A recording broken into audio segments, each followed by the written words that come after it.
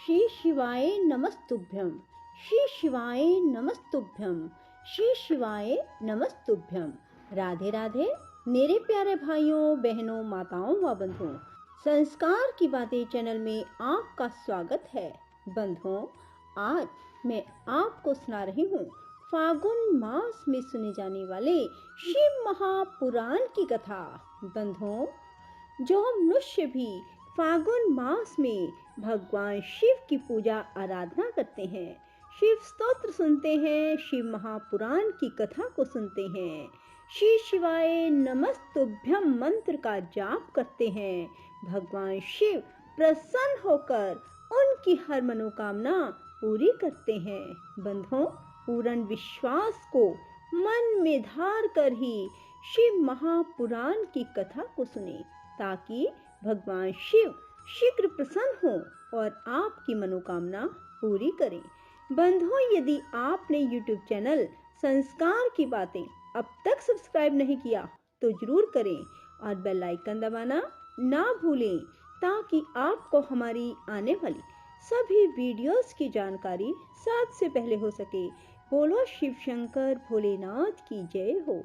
ब्रह्मा जी कहते हैं, नारद, जब देव ऋषिगण बड़े उत्साह और हर्ष के साथ दक्ष के यज्ञ में जा रहे थे, उसी समय दक्ष कन्या देवी सती गंधमादन पर्वत पर चंदोवे से युक्त धारा गृह में सखियों से घिरी हुई भांति भांति की उत्तम क्रीड़ाएं कर रही थी।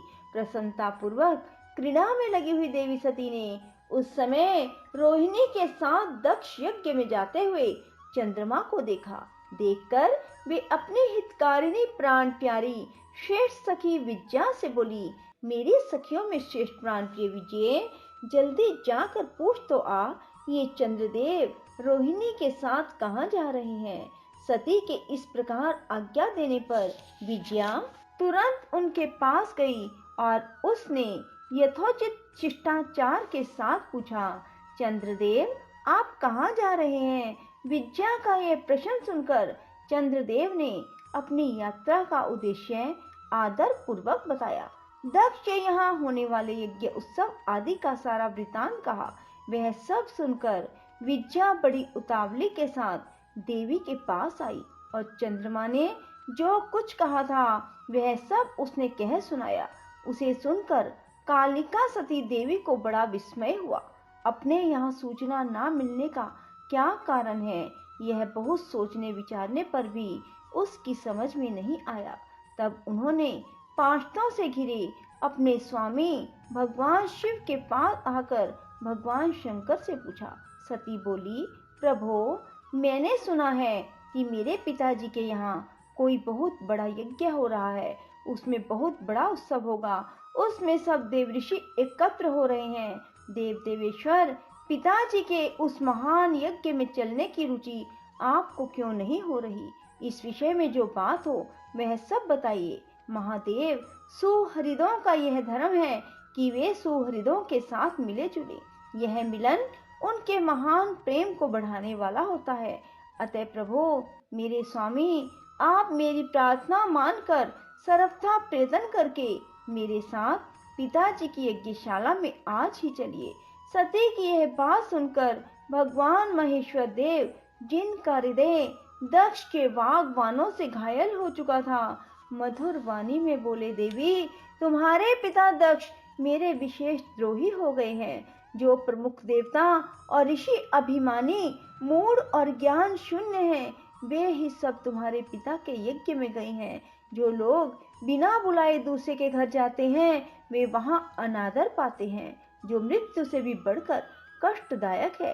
अतः प्रिय, तुमको और मुझको तो विशेष रूप से दक्ष के यज्ञ में नहीं जाना चाहिए। यह मैंने सच्ची बात कही है, क्योंकि हमें बुलावा नहीं आया।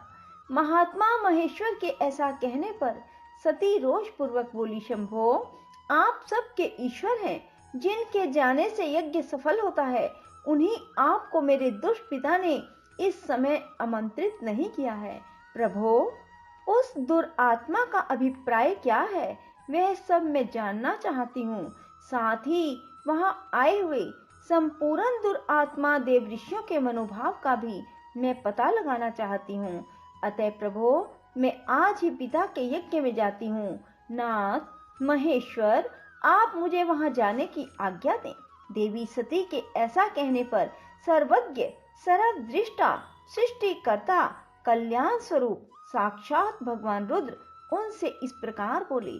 शिव ने कहा, उत्तम व्रत का पालन करने वाली देवी, यदि इस प्रकार तुम्हारी रुचि वहां अवश्य जाने के लिए हो गई है तो मेरी आज्ञा से तुम शीघ्र अपने पिता के यज्ञ में जाओ। यह नंदी वृषभ सुसज्जित है। तुम एक महारानी के अनुरूप राज उपचार साथ ले सादर इस पर सवार हो बहुसंख्यक प्रमथ गणों के साथ यात्रा करो। प्रिय, इस विभूषित वृषभ पर आरूढ़ हो। रुद्र के इस प्रकार आदेश देने पर सुंदर आभूषणों से अलंकृत सती देवी सब साधनों से युक्त हो पिता के घर की ओर चली।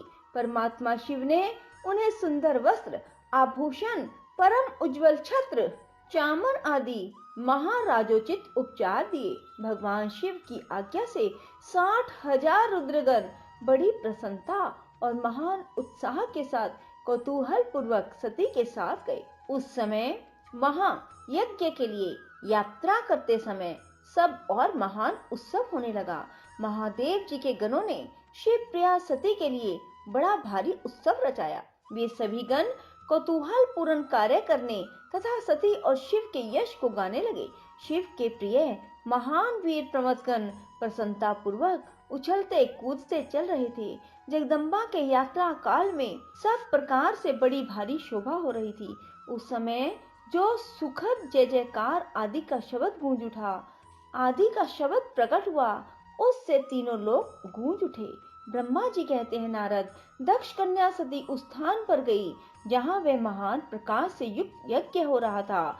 वहाँ देवता, असुर, मुनिंद्र आदि के द्वारा कौतूहल पूर्ण कार्य हो रहे थे। सती ने वहाँ अपने पिता के भवन को नाना प्रकार की आश्चर्यजनक वस्तुओं से संपन्न, उत्तम प्रभा से परिपूर्ण, मनोहर तथा देवताओं और ऋषियों के समुदाय से भरा हुआ देखा। देवी सती भवन के द्वार पर जाकर खड़ी हुई और अपने वाहन नंदी से उतरकर अकेली ही शीघ्रता पूर्वक यज्ञशाला के भीतर चली गई।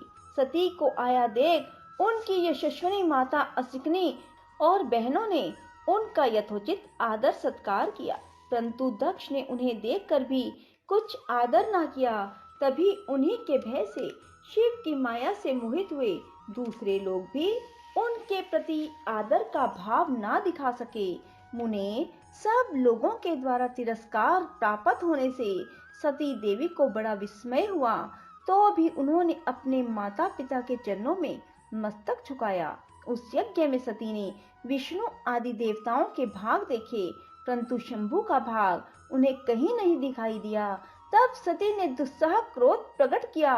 वे अपमानित होने पर भी रोष से भरकर सब लोगों की ओर क्रोध दृष्टि से देखती और दक्ष को जलाती हुई सी बोली। शेष अगले अध्याय में।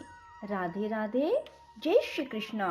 बंधुओं, यदि आपको हमारी वीडियो पसंद आए तो इसे लाइक करें और शेयर भी जरूर करें। धन्यवाद।